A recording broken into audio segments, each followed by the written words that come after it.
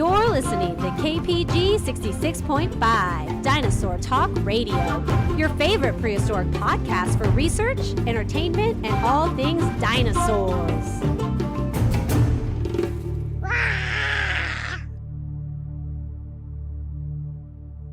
Welcome all my dinosaur fans, all of our prehistoric enthusiasts, and everybody and anybody that loves everything about dinosaurs, those terrible lizards. We are ready to rock out another amazing episode here on KPG 66.5 Dinosaur Talk Radio. I hope you guys are having an amazing morning, a great day, you guys. Today, it's gonna be May. It's May 1st. It is May Day, you guys. May 1st is here, and we're just getting super close to summer. It's just so fantastic. We're so excited here at the Stump Chomp Roar House of Dinosaur Extravaganza.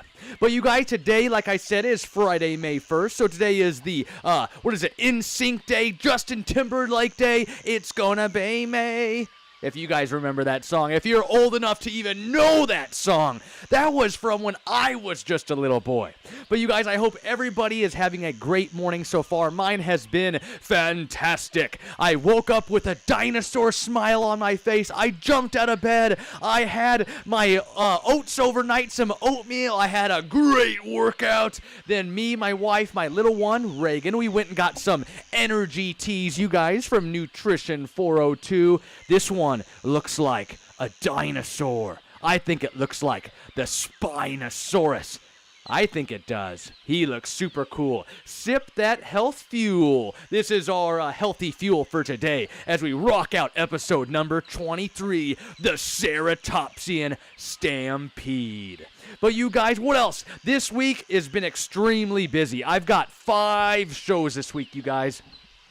So on Monday, I went to Reeder Elementary School, had fun with their kindergarten, first and second graders as we rocked out a prehistoric pep rally for the ages. It was dino-rific. It was dynamite. We had so much fun. Then I went to Elite Academy of Elkhorn, or Elite Academy of Blondo, and then Cadence Academy of West O. I visited those 2 schools on Wednesday, April 29th, which also happened to be my wife and I's 18-year dating anniversary. So when we first started dating 18 years ago, now we're married now, so we'll be celebrating another anniversary in June, and we'll get to that one later on, but we've been officially together for 18 lovely dinosaur years. I bet she never knew she was getting into the dinosaur business, and it's just been amazing ever since.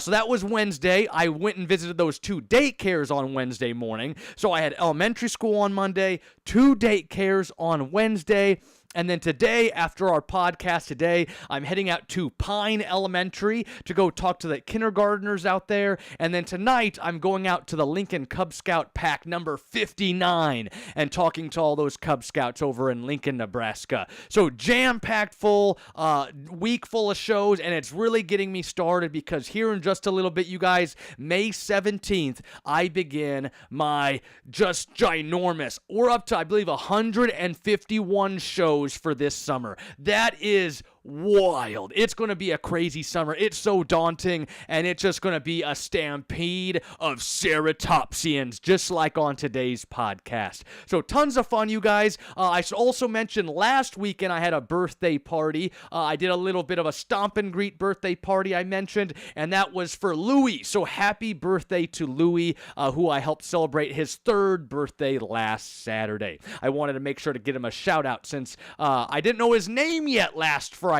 I didn't know it yet, so when I got to the party, I figured it out. It was Louie, so I hope Louie had a great 3rd birthday party. Now, you guys, before we get started, I've got to bring over our dedicated guest of the evening. This person, you guys, loves everything about dinosaurs. This person wants to be a dinosaur and sometimes acts like a dinosaur. This person's favorite dinosaur just so happens to be the Triceratops. Can we get a warm welcome to Junior Dinosaur Ranger Reagan? Come on over, Reagan. All right, you guys, she's coming on over. She's sitting right there in the driver's seat. Say hello to the microphone. Hello. Give it a right there. Hello. Perfect. All right. Why, can you tell me, why is Triceratops your favorite dinosaur? 'Cause it's cute. Because he's cute? And what about those 3 horns? You think he could fight T-Rex with those 3 horns? What do you think? Yes. Definitely, right? He wants to eat. He wants to be able to survive. He doesn't want to be T-Rex food. Would you be T-Rex food? No. No, that wouldn't be very much fun at all. So you guys, it is kindergarten roundup at Hitchcock Elementary. So Reagan is here with me today. She's going to rock out today's podcast. Are you ready? Yes. What are you excited for?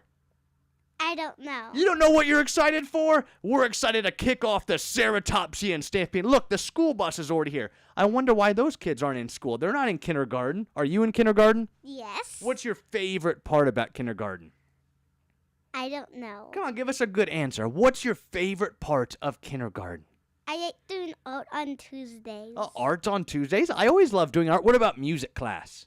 Yes. Who's the music teacher?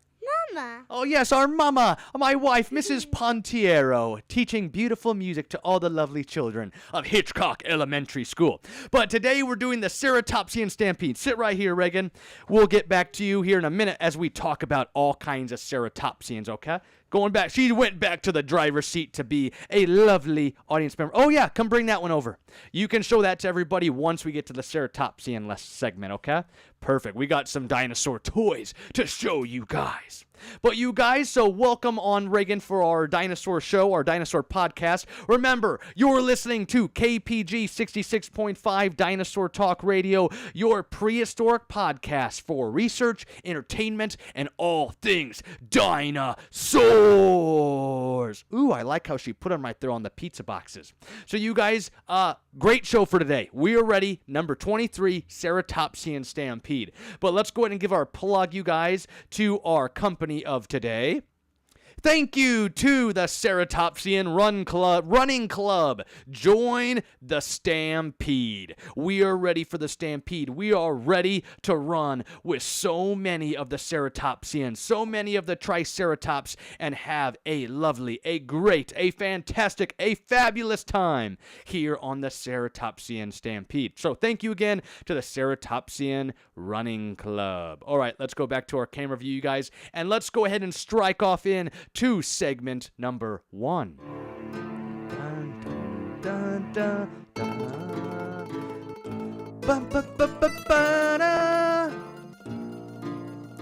Bum, da, na, na, na, na. All right, here we are, Steggy's Pizza. One bite. Everybody knows the rules. Or, should I say, one fact, everybody knows the rules. Reagan, you can have that little guy you got right there. He can help us grab our pizza, okay? So what we'll do right here, I gotta move these friends.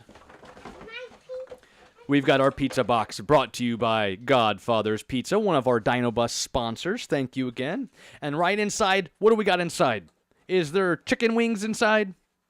Nope, no chicken wings. We've got pizza pies. We've got one fact in there. Everybody knows the rules. Reagan, grab a slice out for me. Dun dun dun dun.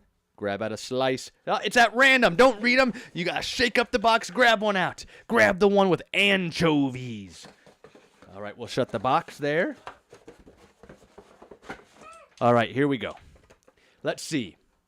The United States and China have found the most dinosaur species than any other countries. They both have around 300 or more each. So that's right, the United States, China find the most dinosaurs. Now, why is that? A few different reasons, okay? China and the United States, they are just ginormous countries. The land mass, you guys, the amount of land we have in China and the United States is enormous. So as you can believe, we've got more land to search than like countries like, think of maybe Italy or Ireland or a lot of, any of the European countries. They're so small that they don't have as much land to work with as us. We get lucky because we get formations like the Hell Creek Formation, where we can find all kinds of dinosaur bones from the Mesozoic era. And it would go probably for the same thing in China, where they've got rock layers from the Mesozoic era too. So we got large amounts of land mass. We got a little bit of luck getting those rock formations. Think about the technology as scientists, paleontology is growing in the United States. We have the people that want to go out and become paleontologists and look for bones. Whereas some other countries, maybe there isn't as much of an interest because they know it's harder to find bones there. Bunch of different things, logistics are going to go into China and the United States. But again, the United States and China found the most dinosaur species, both over 300 different species each. And remember, there's over 700 different species, you guys, out there in the universe. Poof! There goes our pizza slice for today. All right, you guys, but let's go ahead and jump into our segments for today. Looking at the YouTube chat right there, anyone watching on YouTube, thank you for joining on into our channel. And good morning, David, right there in the YouTube chat. Thank you so much. I hope you guys are having a lovely day down there in the great state of Texas. But you guys, all right, the Ceratopsian Stampede. Let's go ahead and scroll down our podcast for today. So, who are the Ceratopsians? Who are the Ceratopsians? I've got one right here. This one's a ginormous Ceratopsian. Reagan, is this a Triceratops or a chicken? It's a Triceratops, that's right. And this is Reagan's Triceratops show! Ding, ding, ding, ding, ding, ding, ding, ding, ding, ding, ding, ding. What do you think about that? What did you think about that? Yeah. Was that great? All right, bring over that hand puppet you got there. Here, let me switch our camera over to our large screen view. Boof, step up into the frame, madame. Oh, who's that? A T-Rex. He's going to eat us. No, could he eat the Triceratops? Look in the camera right there. I got that one on right now. See it? Yes. Who would win, Triceratops or T-Rex? Why do you think Triceratops? Come tell our viewers. Why would Triceratops win in an epic battle between those two just famous dinosaurs? I don't know. I'm just saying yes because I like it. Yeah, Triceratops. Do you think he'd do good with those horns? Perfect. All right, well, here, let's go into a little bit of our lesson. So, who are the Ceratopsians? Now, Ceratopsians, you guys, are the horned dinosaurs, all parts of the group Ceratopsia. So, the Ceratopsians are the horned dinosaurs, But believe it or not, they all don't have horns. Now, they range from small early species with little or no horns at all to massive horned-faced giants we know and love today. Like, who guessed it? The Triceratops, right? Triceratops is probably the main family member of the whole group Ceratopsians. Are Triceratops the most famous with those 3 iconic horns on its head, as we know it's going in for battle? Now, some paleontologists, scientists, believe that maybe the Triceratops didn't even use its horns at all for battle.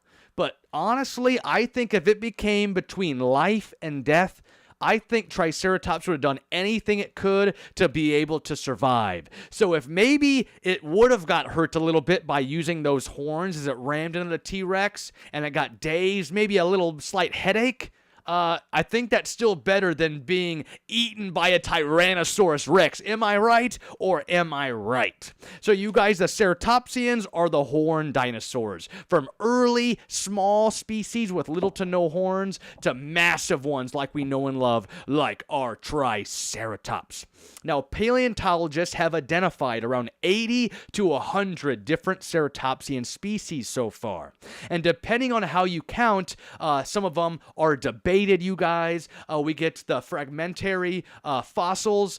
So fossils, not really sure if it is a ceratopsian, or a lot of times scientists, they're so eager to name a new dinosaur that they come up with a new genus or species when it's debated. Hey, that might actually be a Styracosaurus and not its own species, and things like that. So around 80 to 100 different ceratopsians. So it's hard to put an exact number on how many there truly are or were. Now, most ceratopsians fall into two main groups: early ceratopsians and ceratopsids. Early ceratopsians and ceratopsids. Now, most ceratopsians, you guys, so the early ones, the early ceratopsians are small and less flashy. So they don't have any of the big frills and big horns. And some even walked on two legs. So they were bipedal, walking around on two legs and not just four, like our famous Triceratops. Reagan, come tell me, what do you think? Come over here real quick. Tell me what you think. I believe one's the Psittacosaurus. Psittacosaurus. Wouldn't it be wild to see a ceratopsian walking around on two legs? Wouldn't that be crazy? Wild? Majestic? What are your thoughts? What are your thoughts? Would you want to be a four-legged ceratopsian or a two-legged? Two? You just want to walk around on two legs like a person? I mean, 4. Oh, 4? 4 would work too. All right, perfect. All right, so you guys, these early ceratopsians, they had minimal horns and a simple frill. So the frill is that thing behind their head, behind their skull right there, that big plate behind their head, behind their horns. That is their frill, their neck frill. It's helping protect the back of their neck, parts of their upper back right there. Those horns up there on our Triceratops. So the early ceratopsians had minimal horns and a simple frill, and some even walked on two legs like I mentioned. Now this group included Psittacosaurus and like our Protoceratops. So very, very early. Ceratopsians the size of big dogs or sheep. Some of them no horns, some walked on two legs. So these are very, very early ceratopsians, setting a base or a foundation on the ground for those giant ceratopsians that we'll get later on, okay? Some of the more famous ones that we all love, all right?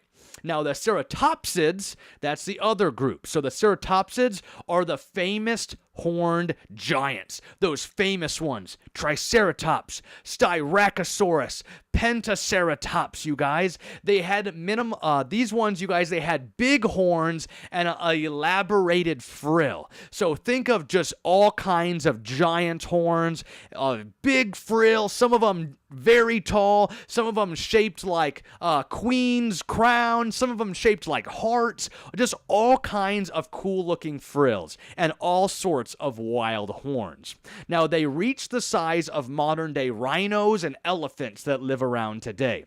And this group included some like Triceratops, Styracosaurus, or even Pachyrhinoceros, who didn't even support a horn at all, but has something what we call a nasal boss. And it's somewhat of a little pad on the end of their nose. One of my favorite ceratopsians, you guys. But what's your favorite ceratopsian?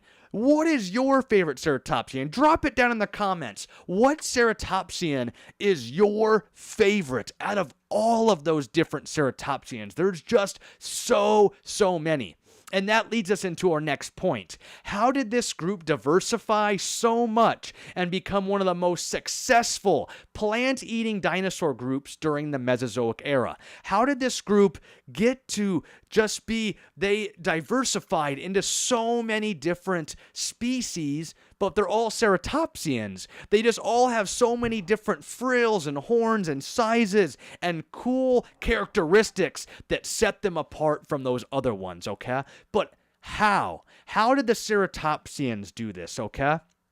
So Ceratopsians essentially hit a sweet spot. They combined rapidly changing display features with tight geographic isolation. So let me say that again. They combined rapidly changing display features, so all their features on their body are rapidly changing, and they also went with tight geographic isolation. So what does that mean? They're in parts of, let's say, North America. They're all in their own little pockets of North America. Kind of like how we're all in our own towns. Like I'm in Omaha. We've got people in New York and in San Antonio and in Los Angeles and Orlando and Denver and Las Vegas and Indianapolis. People all over. Now just imagine you're stuck there, so you can never leave. So what's going to happen to those Ceratopsians over time?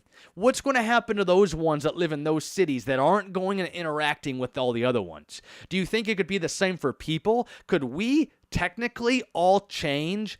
If we were forced to stay in the towns or the states we lived in, we could never cross into other states. Do you think we would get small variations between the states? I mean, we see that with language, right? We all have all kinds of dialects. Whether we're talking down in the South, we get all kinds of accents to people up in New England, up in Boston, to Minnesota, to California, even here in the Midwest, where they say the best speech comes out of. That's right, here in Nebraska, we have only the greatest speakers. But you guys, diversity and the isolation, okay? So they're rapidly changing and they're isolated from other Ceratopsians. So let's go ahead, you guys. This combo let them split into tons of species faster than many other dinosaur groups. So let's go ahead and break that down a little bit further. I think I got 3 main points right here, maybe 4. Let me scroll down right here. What do I got? All right, maybe I got 5 bullet points right here, okay? So their show-off features, you guys, evolved fast. What are their show-off features? Different horns, different bony knobs on their frill, anything that makes them look super cool. So their show-off features evolved fast. Horns and frills acted like billboards. That's right. So if you drive around and you look at billboards, you want your billboard to stand bigger than the rest. Think about the Las Vegas Strip, but Ceratopsian horns and frills. When you go down Las Vegas, all those different hotels and casinos, they have all kinds of different lights and different things like the Eiffel Tower or a Ferris wheel or a part that kind of looks like Italy and it's kind of really Colosseum looking like. All those different hotels have different features because they want to try and draw the people into their hotel. So it's the same with the Ceratopsians. They're all so different and they have all these different display features trying to set themselves apart, right? That's number 1. So all those display features are constantly evolving. We want our horns and frills to look the coolest. 2, North America was divided into island worlds due to the western interior seaway that went right down Nebraska. So I would be living in the water, or at least on the coastline right here in Omaha. So most Ceratopsians lived on the western side of the state. So that's right, Ceratopsians, I don't know if there's any, but they're not from Ohio, okay? We're staying away from Ohio. I don't have anything against Ohio, but for some reason, kids always love, have you been to Ohio? And they just all get off giggling and laughing. But you guys, Ceratopsians lived on the western side of the state, but which wasn't one big open area. So you guys, it was broken into smaller isolated regions. So populations got cut off from each other, and over time, boom, new species are created, right? So just like I said earlier with the isolation of people. So as all those Ceratopsians are on the western side of the country, we have all kinds of land formations that are trapping Ceratopsian herds and groups in separate areas of the western side of North America. They're slowly changing, or you could use the word evolving over time. And that group of Ceratopsians changed a little bit of these different horns. And this one over here got somewhat of a heart-shaped frill. And that one over there has a really tall frill or different bonettes on top of it. So that Isolation in different parts of the world is helping the Ceratopsians tremendously. Number 3, they were really good at their jobs of eating plants. So Ceratopsians were plant-eating machines. Reagan, are you a plant-eating machine? No. Do you like salad? Yes. She does love salad, so she is a plant-eating machine. So you guys, Ceratopsians, plant-eating machines, powerful beaks, dental batteries for grinding plants, and large bodies for processing food. Their bodies, they're great lawnmowers. I would definitely get a Ceratopsian for my backyard if we could get one here today. So all kinds of just great ways to eat all kinds of food. Like I said, we've got powerful beaks, those front of their beaks, those parrot-like beaks to grab all kinds of vegetation, dental batteries, as we talked on our tooth episode, those dental batteries helping grind down all kinds of plants, and they've got a very good body, a large, big barreled body for processing all kinds of food. They could thrive in many environments, spread widely, and support large herds. So that's right, they could spread all across their environment, eat all kinds of food, spread widely around, and they support large herds. And that takes us into our 4th point. The herd, the battle of the herd. There's even though they're the same family, you guys, Ceratopsians, they're the same family, they're still battling each other in the herd. So visual signals matter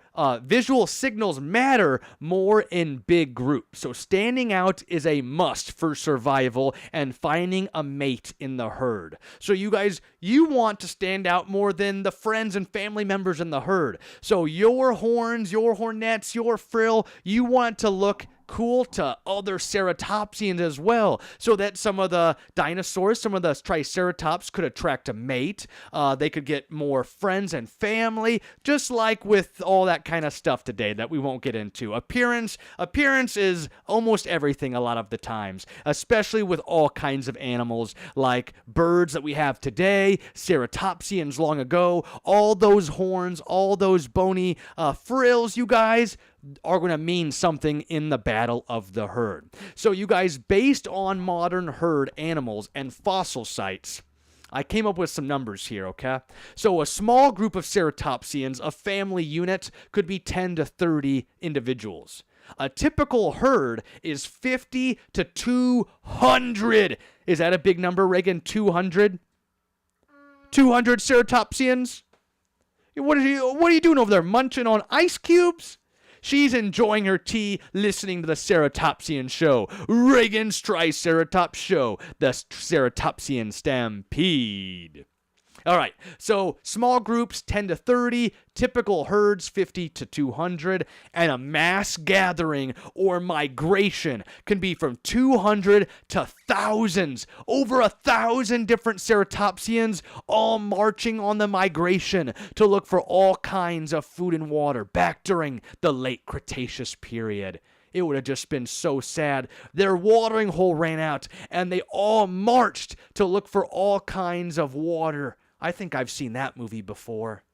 Fantasia, and maybe even a little bit of Land Before Time. But you guys, that's it. So the herd, the battle of the herd.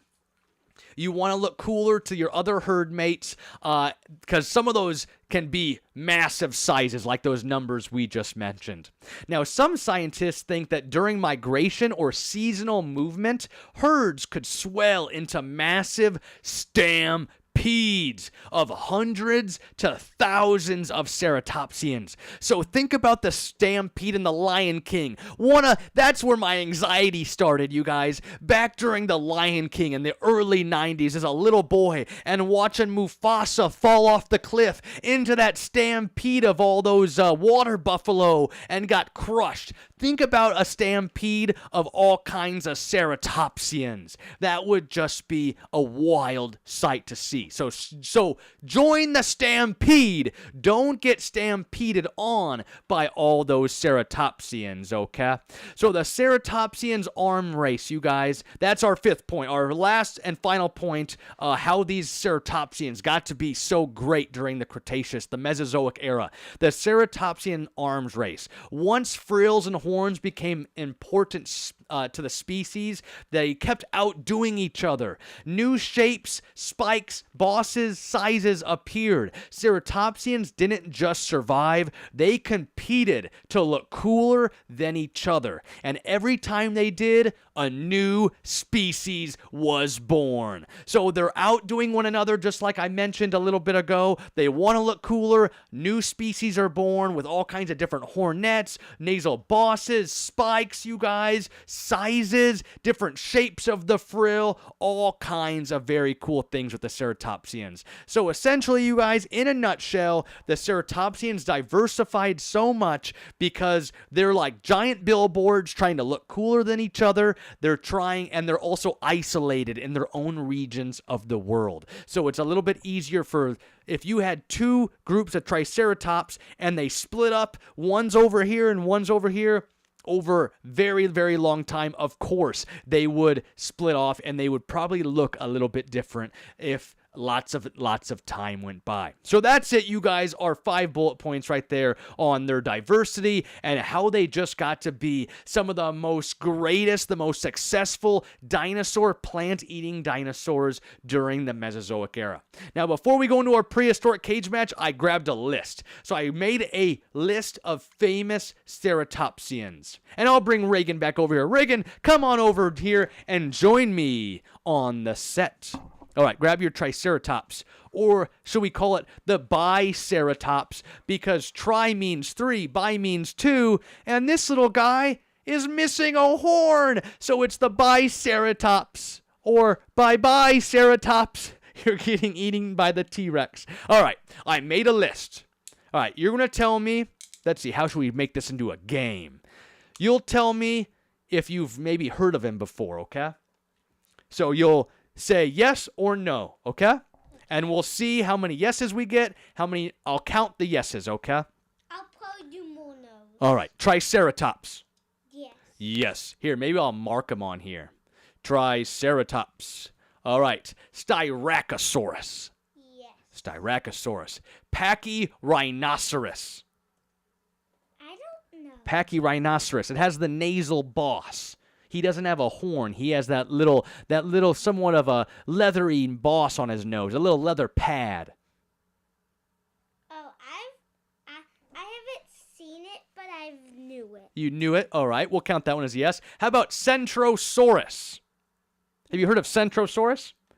No. How about Sinoceratops? Sinoceratops, one horn.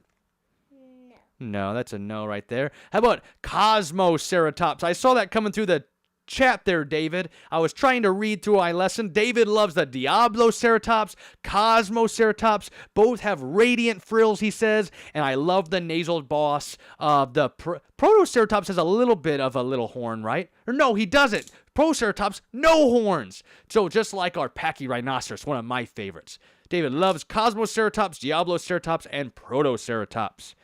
He asks the question, have any Ceratopsians been found in Texas?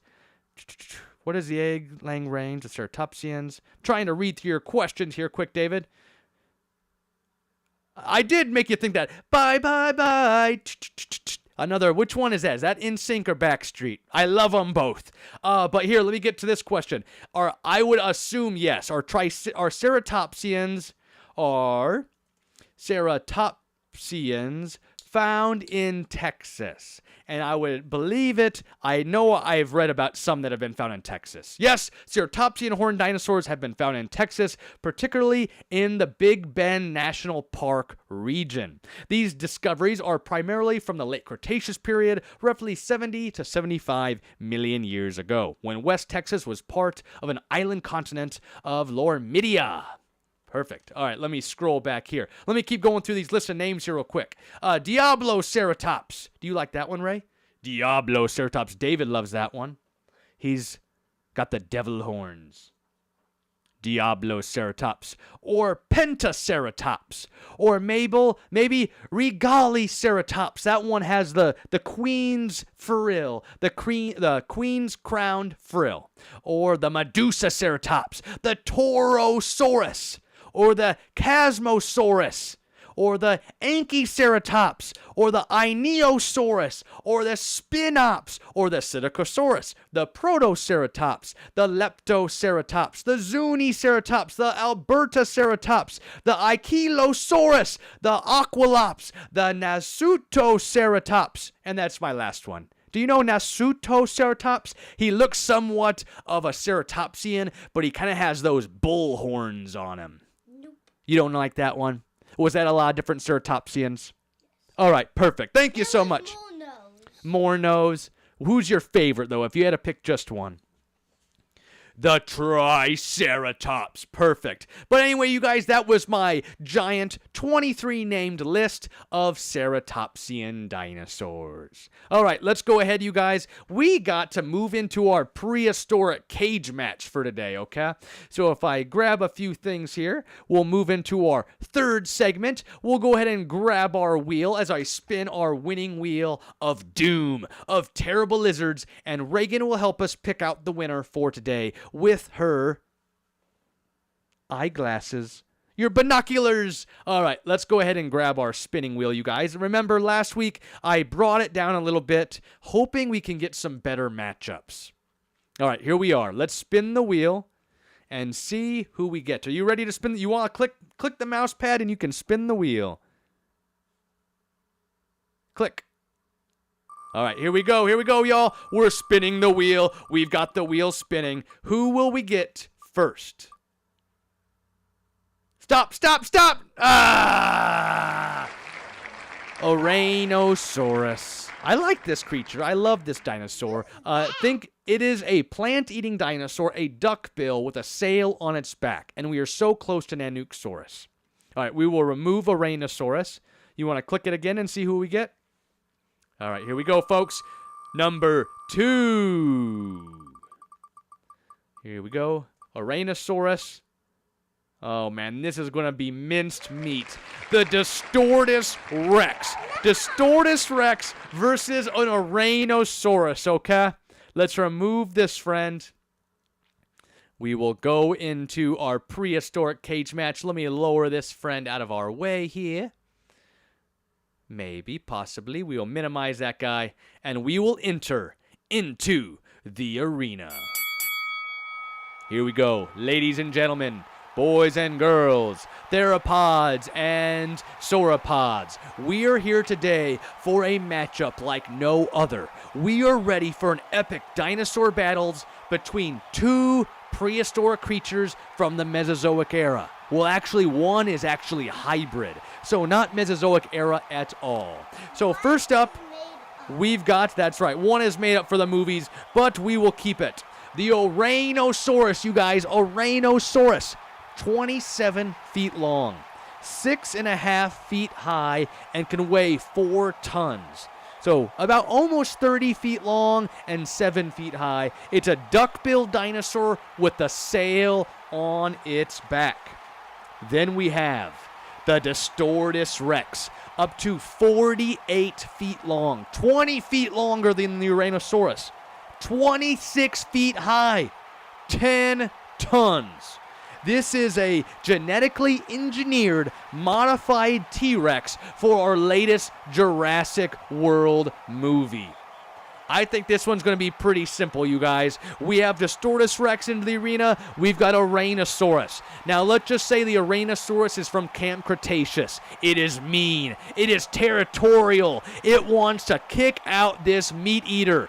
Our Ouranosaurus charges at it with its head, you guys, and tries to use it as a battering ram.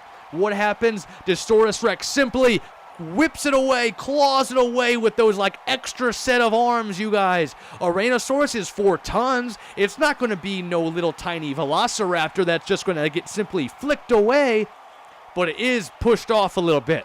Ouranosaurus catches itself. He's a little dazed. He doesn't know what's happening here. Ouranosaurus starts to circle. Maybe a dust cloud builds up around our Distortus Rex. What do you think about that, Reagan? A dust cloud building up around Distortus Rex. A dust cloud, think of a bunch of clouds of dust and it's swirling around. It's someone almost making a tornado, a twister. The twister! Is it like a tornado, but it's lots of sand? Yeah, lots of sand and dust and a dust cloud. All this dust is spinning all you can't see. You're coughing. And our Distortus Rex, you guys sneezing. The dinosaurs even sneeze. So you guys, our Distortus Rex is trying to clear all the air. And simply, you guys, it catches its eyes on that Ouranosaurus, steps on up, lays down its jaws, and takes a bite. And you guys, our winner for episode number 23, the Distortus Rex. Boom! There you have it, you guys. Distortus Rex is going to be our champion for today's episode. Reagan, do you think it would be Distortus Rex? Yes, but I don't like that dinosaur. I never want to watch that movie. Right, she doesn't like that dinosaur, never wants to watch the movie again. It was okay. Didn't you like the Spinosauruses in it? Was it? Yeah, Spinosaurus, stand up here. I forget. You forgot? Yeah, remember they go to the island to get the prehistoric dinosaur blood, but only one of them was actually a dinosaur. What did they need? They needed to find a Quetzalcoatlus, that's a prehistoric flying reptile. They needed to find a Mosasaurus, that's a prehistoric water reptile. And then they went and found like those Seismosauruses or the Titanosaurs. It was the big giant sauropods, which was probably one of the best scenes in the movie. They were just so majestic as they were walking around the grassland on the island. You're going to watch it tonight? No. Nope, she's not watching it, you guys. Anyway, Distortus Rex is our champion. Boom. All right, you guys, let's get on over to our closing segment for today. Our closing is already almost here. Our podcast number 23 is sadly getting close to coming to a close as we say goodbye to Reagan for joining us for today. Do you have some fun so far today? Yeah. Speak down here. Sometimes at night, I hide under my blanket because all night I'm thinking of the Distortus Rex. Oh, no, you don't have to have nightmares about Distortus Rex. I don't. I hide under my blanket. Oh, hide under a green blankie? No. Which blankie? Just big blankie? Does Uni make you feel safe? Did you even bring Uni? Yeah, grab Uni. Let Uni, you guys. This right here is Reagan's favorite stuffy. Its name is Uni. Uni the unicorn. This perfect little stuffed animal has lived one of the best lives of any stuffed animal who ever lived. What's that? Oh, don't do it. No! The T-Rex. Have him eat Uni. All right, there you go. All right, you guys, let me scroll up here to our closing thoughts for today. Thank you all to all my dinosaur fans for joining us in for episode number 23 of KPG 66.5 Dinosaur Talk Radio. Today we talked about, remember, segment number 1, U.S. China, find the most dinosaur species. We broke down the different Ceratopsians, the different groups, who they were, some famous ones, and how they diversified so much because they want to be big giant billboards and they were isolated in their own different regions around the world. And they became one of the greatest, one of the best dinosaur groups of all. Now, you guys, when I was a kid, I wasn't a very big Ceratopsian fan. I didn't like Triceratops as much. Kind of boring to me. But as I've got older, I know, I'm sorry. He's not boring to me anymore. As I got older, you guys, started my business and researched more. I'm in my 5th year as a paleontology educator. Started my business in 2019. It's just been magnificent. And over time, I have really grown to love the Ceratopsians. Just so much diversity, you guys. It's just amazing how one group, they were able to diversify and change into so many different ones. Just like people here on Earth. Even though we're all humans, we all look a little bit different, and there's nothing wrong with that. We all look so cool in our own ways, and everybody, love everyone. Let's all get along. We are all here on the ride. Think about it. We're all unique in our own ways, right? And we're all on this journey together. Think about it. We're all only here for, what's the oldest person? Over 100? So if we live to be, say, 70, 80 years old, hopefully we all want to live that long. Everybody that's here with us, we're on the same time frame. We're all here together. And then in 100 years, will all be gone, and it'll be it. So we all gotta be a friends and get along all together, just like the Ceratopsians did long ago. But you guys, I hope everyone has a great weekend. Summer is almost here. T-minus 34 days until Memorial Day. This weekend, one reason why I had this episode be called the Ceratopsian Stampede. What are we doing this weekend, Reagan? Doing a race. We're doing a race. That's right, folks. We're doing some runs in Lincoln, Nebraska. So you guys, tomorrow, Reagan is doing her first 1 mile race. And then on Sunday, I'm doing like my 22nd half marathon. That's 13.1 miles. And it's going to be not my best year, but not my worst year. So let's just have it somewhere in the middle right there, and it will be a good average for the whole my whole running career so far. Yes? Can I do the race every year? She wants to do the race every year. Let's see how tomorrow goes, and then we will find out. I want to do it every year. She wants to run every year like a fast gallimimus. I could have done that for the lesson today, too. But I knew you were home, so Triceratops, Ceratopsian fit in perfectly. So you guys wish us great luck. We hope we run as fast as Gallimimus or a velociraptor chasing a chicken as we go running in all the crowd. And we want to do great. No injuries, and I just like to get the whole thing done without walking. If I can stay going without walking, I'll be satisfied. Yes, Reagan? We can't go as fast as we can, and yes, we'll be walking. Yeah, that's right. We got to have a good pace. I've been teaching Reagan to keep a good pace. So we don't want to use all of our energy at the very beginning, because then we might have to start walking towards the end, right? So we have to keep a good pace.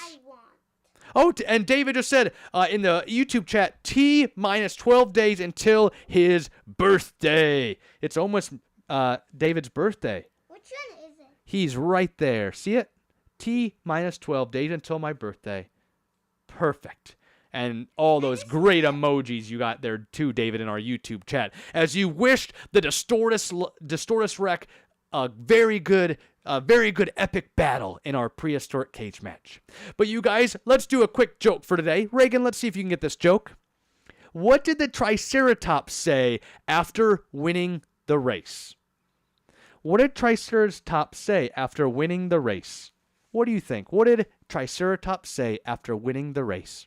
It was a Triceratops Stampede. It was a Triceratops Stampede? Not quite. What did the Triceratops say after winning a race? That was triumphant. That was triumphant. Do you get it? That doesn't make sense. That doesn't make sense. It was triumphant. Ooh, look, someone's calling me. We'll close out of that.